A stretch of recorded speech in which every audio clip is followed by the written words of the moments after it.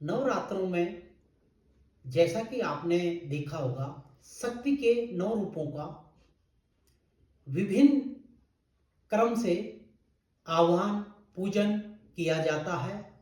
मुख्यतः ये अपने अंदर के ज्ञान को, शक्ति को, तप को और स्वास्थ्य को बढ़ाने का एक क्रम भी है। कहा है, ईश्वर जीव अंश अविनाशी, सहज अमल चेतन सुख राशि। तो हम भी उस परम पिता परमात्मा के ही एक अंश हैं। तो देवत्व को बढ़ाने के लिए ही नवरात्रों की रचना या प्रक्रिया या एक शुद्ध आचरण, शुद्ध नियम प्रारंभ किया गया। भगवान श्री राम ने दशानन रावण पर विजय प्राप्त करने से पूर्व शिव और शक्ति दोनों का आह्वान किया था। और इसी प्रकार जब देवता, अभी मैंने बताया शंख चक्रम शंखम चक्रे दधात, भगवान ब्रह्मा ने श्री विष्णु के हरिसेन, जब उनका हरिसेन की शयन निद्रा में चले गए थे, जिसको हम देव शयनी एकादशी या देव उठावनी एकादशी के मध्य का समय मान रहे हैं, तो ब्रह्मा जी ने मधु और कैटम नामक राक्षसों के वध के लिए एक शक्ति का आह्वान किया, क्योंकि सभी देवताओं को भी पता था कि एक सम्मिलित शक्ति ही उसका संहार कर सकती है। और उसी शक्ति ने मधु कैटम और 9 दिन महिषासुर के साथ युद्ध करते हुए 10वें दिन उस राक्षस का अंत किया। तब से नवरात्रों की प्रक्रिया प्रारंभ हुई। रामायण काल से चले, अब कलयुग में भगवान श्री कृष्ण के जन्म के साथ ही नवरात्रों की प्रचलन को सामाजिक महान भारतवर्ष में आया, ऐसा माना जाता है। इसकी एक छोटी सी मैं आपको व्याख्या श्रुति पुराणों के अनुसार सुनाता हूं। भगवान श्री कृष्ण ने अपने विष्णु रूप से श्री कृष्ण के रूप में जब जन्म लिया, जैसा आपको पता ही है, जब जब होए धर्म की हानि, बाड़े असुर अधम अभिमानी, तब तब ले प्रभु मनुज शरीरा।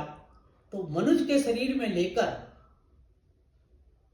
प्रभु जो है इस पृथ्वी से पाप का, असत्य का, अहंकार का नाश करते हैं, और यही उनके अवतार का कारण है। तो श्री कृष्ण रूप में आने से पहले श्री हरि ने माया को कहा कि देवी, आपके बिना इस लीला का, जिस प्रकार श्री राम के साथ देवी सीता, माँ जगतजननी माँ सीता का प्रादुर्भाव हुआ, उसी प्रकार उन्होंने योग माया से कहा कि आप भी हमारे साथ मृत्यु लोक पे चलिए और हमारी सहायता और इस कार्य को पूर्ण कीजिए। तो हास्य प्रयास में ही माया ने, जिसे योग माया भी कहते हैं, उन्होंने कहा प्रभु, हम आपका हर कार्य करेंगे, हमें खुशी पर हमें क्या मिलेगा हर प्रयास में ही।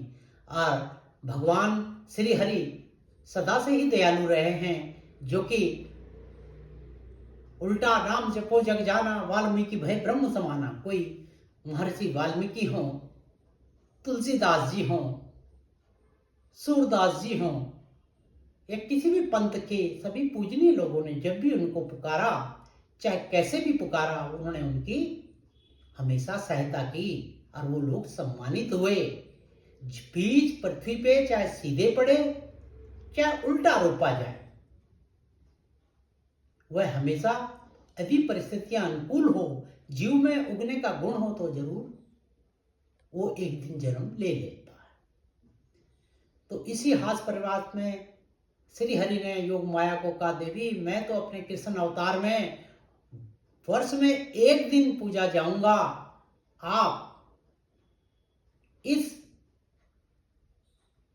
उत्तम कार्य में मेरी सहायता है तो वर्ष में 4 बार पूजी जाएंगी और 9 दिन पूजी जाएंगी।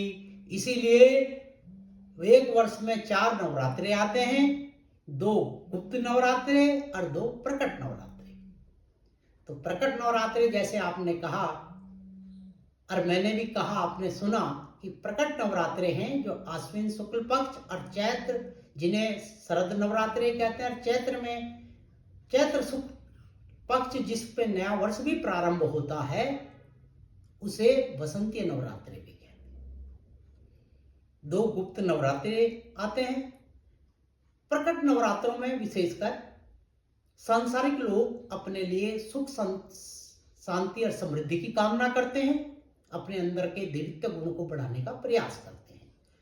और गुप्त नवरात्रों में सभी साधक सिद्ध पुरुष अपने जन कल्याण के लिए, वो अपने लिए नहीं, पूरे समाज के कल्याण के लिए अपनी साधनाओं को आयाम देते हैं। इस प्रकार श्री हरि का यह रूप बताया जाता है कि श्री कृष्ण भगवान के जन्म के समय से ही नवरात्रों के मनाए जाने का प्रचलन भी है।